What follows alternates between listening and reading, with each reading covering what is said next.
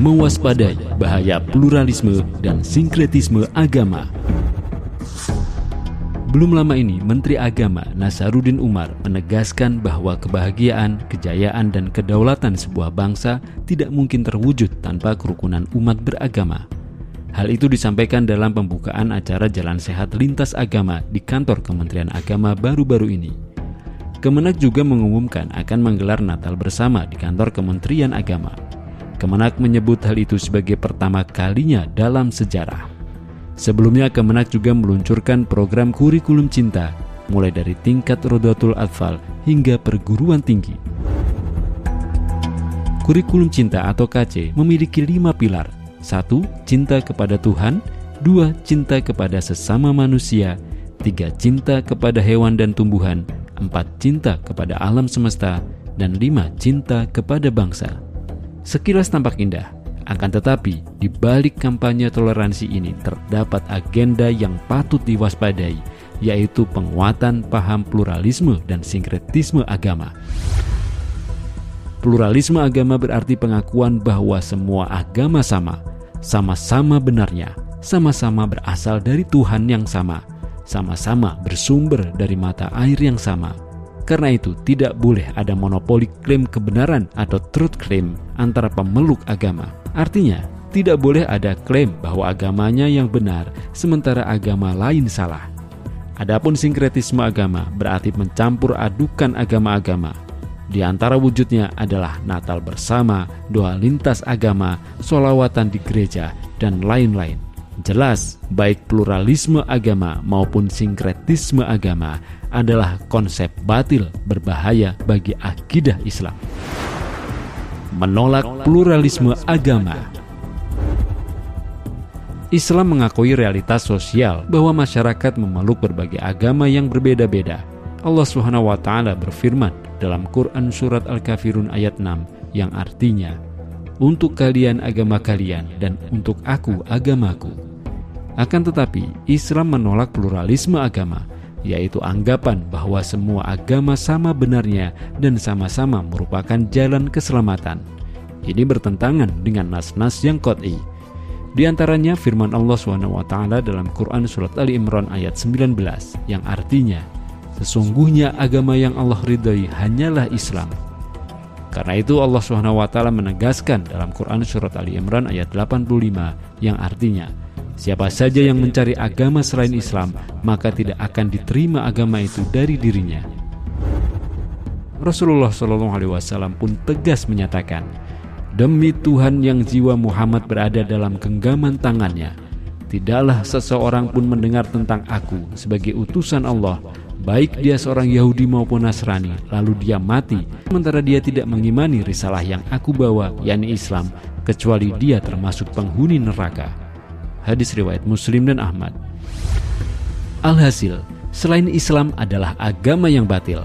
Karena itu jelas, pluralisme agama bertentangan dengan akidah Islam. Bahkan ada riwayat bahwa Rasulullah SAW sempat marah kepada Umar bin Khattab radhiyallahu an saat beliau melihat Umar sedang memegang atau membaca lembaran dari kitab Taurat. Beliau bersabda kepada Umar, "Apakah engkau masih ragu dengan risalahku, wahai Ibnu Al-Khattab? Bukankah aku telah menghadirkan sesuatu yang putih bersih? Andai saudaraku Musa masih hidup, dia tidak melakukan apapun selain mengikuti risalahku." Hadis riwayat Ahmad dan Ad-Darimi. Bahaya sinkretisme agama. Sinkretisme agama adalah mencampurkan ajaran-ajaran agama yang berbeda-beda atas nama kerukunan, harmoni, dan toleransi. Hal itu berarti mencampur adukan kebenaran yaitu Islam dengan kebatilan atau agama-agama lain. Jelas, ini dilarang keras oleh syariah Islam. Allah SWT tegas menyatakan dalam Quran Surat Al-Baqarah ayat 42 yang artinya, "Janganlah kalian mencampur adukan yang hak dengan yang batil." Mengutip Qatadah, Ibnu Katsir menjelaskan mana ayat di atas adalah, "Janganlah kalian mencampur adukan agama Yahudi dan Nasrani dengan Islam. Sebabnya agama Allah hanyalah Islam, sementara agama Yahudi dan Nasrani itu adalah bid'ah, bukan berasal dari Allah." Batas toleransi dalam Islam. Seruan toleransi yang sering digunakan hari ini sebenarnya bukan tentang menghormati perbedaan, tetapi alat politik untuk menormalisasi pluralisme. Padahal toleransi dalam Islam sangat jelas. Pertama, Islam melarang siapapun memaksa manusia memeluk Islam. Allah SWT berfirman dalam Quran Surat Al-Baqarah ayat 256 yang artinya, tidak boleh ada paksaan dalam memeluk agama Islam. Kedua, Islam melarang siapapun memaki sesembahan para pemeluk agama lain. Allah SWT berfirman dalam Quran Surat Al-An'am ayat 108 yang artinya, janganlah kalian memaki sesembahan yang mereka sembah selain Allah. Namun demikian, Islam tidak pernah menyamakan semua agama atau mencampur adukan agama-agama. Allah SWT pun tetap menegaskan kekafiran orang-orang yang berada di luar Islam, seperti para penganut agama Yahudi dan Nasrani, ataupun kaum musyrik.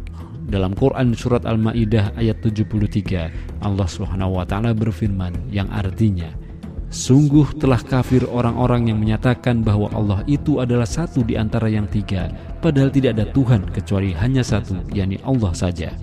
Allah SWT pun menegaskan dalam Quran Surat Al-Bayyinah ayat 6 yang artinya, sesungguhnya orang-orang kafir dari kalangan ahlu kitab, yaitu Yahudi dan Nasrani, maupun kaum musyrik akan dimasukkan ke dalam neraka jahanam.